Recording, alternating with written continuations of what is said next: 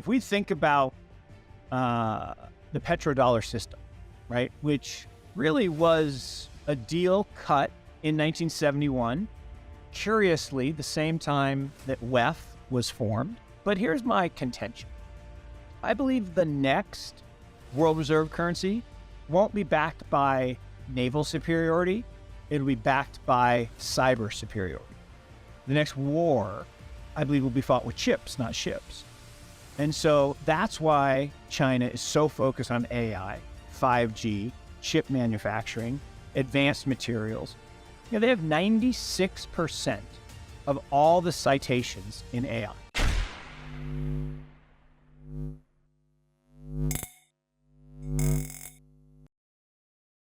Hey guys, welcome back to Library of Wealth.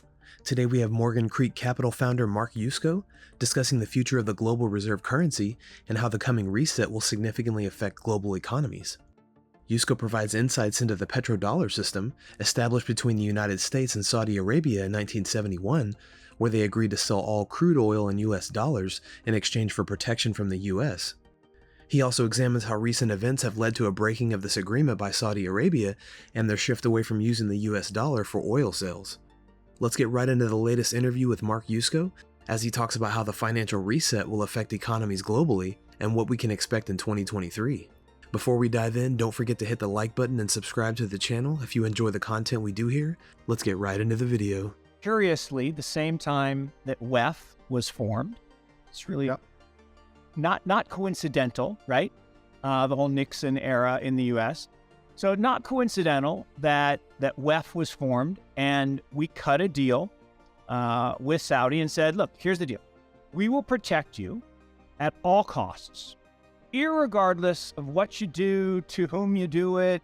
Even if you do it to us, we'll still protect you as long as you price all oil-based transactions in the world in dollars. And ever since, that's what they did. And anyone who threatened that was disappeared, right? Yeah. So you think about Saddam Hussein said, no, I think I want to price oil in euros. Yeah. Vanished. Gaddafi said, I'm going to price oil in gold. Vanished. Yeah. They threatened the dollar hegemony and they were disappeared. So now suddenly we have this event, which obviously, I shouldn't say obviously, but clearly now looks to me like was totally manufactured. And we called the flu something else and made, I think, the greatest policy error in history globally to lock down economies. And it's interesting in that what it did is it created the beginnings of solidifying this two-axis world.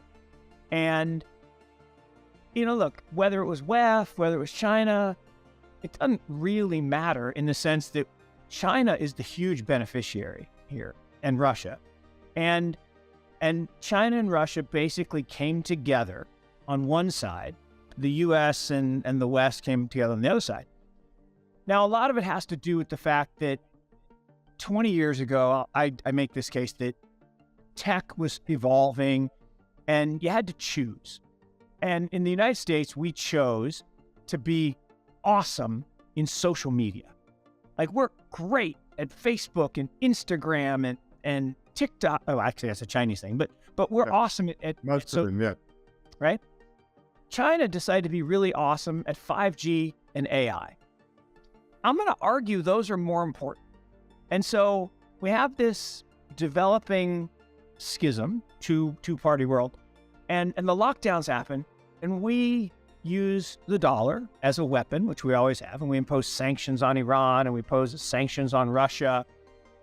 And what happens? China says, you know what, Russia, we'll buy your oil, just send it here. But you have to price it in renminbi.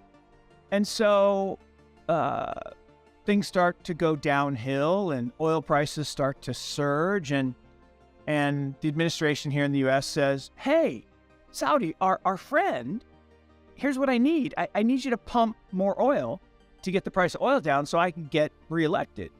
And Saudi, for the first time, says, pound sand. Like, whoa. We cut a deal in 71 and you're supposed to do this. And they're like, we got new friends. So now Saudi is talking to Russia, China, about selling oil to them, pricing it not in dollars. And so I think this is a monster story. Yusko goes on to discuss the advancements in technology and believes this is a major sector the US is lagging behind China. He emphasizes the importance of innovative technologies in determining the dominant global reserve currency. He believes that the next war will be one of chips, where AI and other cutting-edge technologies will play a dominant role, making China's focus on AI, 5G, and other innovative technologies not surprising at all. Now we send massive amounts of money to Ukraine. Last count, $116 billion. I mean, there are millions of kids that go to bed hungry every night in the United States, and we're sending money to Ukraine. I don't understand. Again, it's all about oil and gas.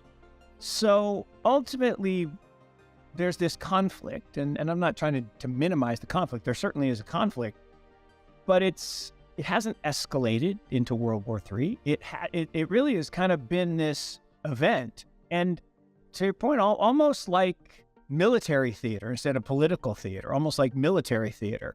And we got this Zelensky figure who's an actor, right?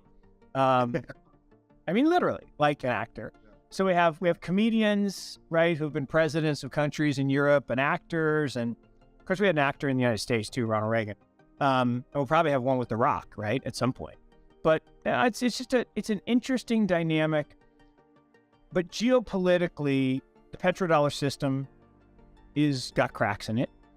The yuan-based system is surging. And here's my thought on that, Francis, in the sense that if you think about world reserve currencies, right, since the 1400s, they've lasted about 80-ish years. First was Portuguese, which you think, how did Portugal have the world reserve currency? Well, they had the fastest ships. And back then it was all about the Navy. And then Spain took them over. They got their trees. So they had the fastest ships. Then the Netherlands then France took them over. Then the Netherlands took them over. And then half of the Rothschilds moved to Britain, invented the steamship, and suddenly they had the most powerful navy. And so the UK had about a 90-year run. And then we invented nuclear, and now we have the most powerful navy. But here's my contention.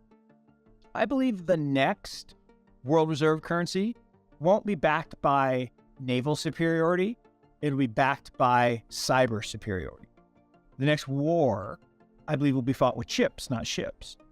And so that's why China is so focused on AI, 5G, chip manufacturing, advanced materials. They have 96% of all the citations in AI. According to Yusko, China's approach to technological dominance is similar to the strategy game of Go, where they avoid direct confrontation and instead attack from different angles to restrict their opponent's movements. Through this approach, China has been able to gain a significant advantage of intellectual content, engineering advancement, and cryptographic security. What do you think about Mark Yusko's perspective on the future of technology and its impact on the global reserve currency? Let us know in the comments below. Thanks so much for watching. Don't forget to like and subscribe. This is Library of Wealth. We'll see you in the next video.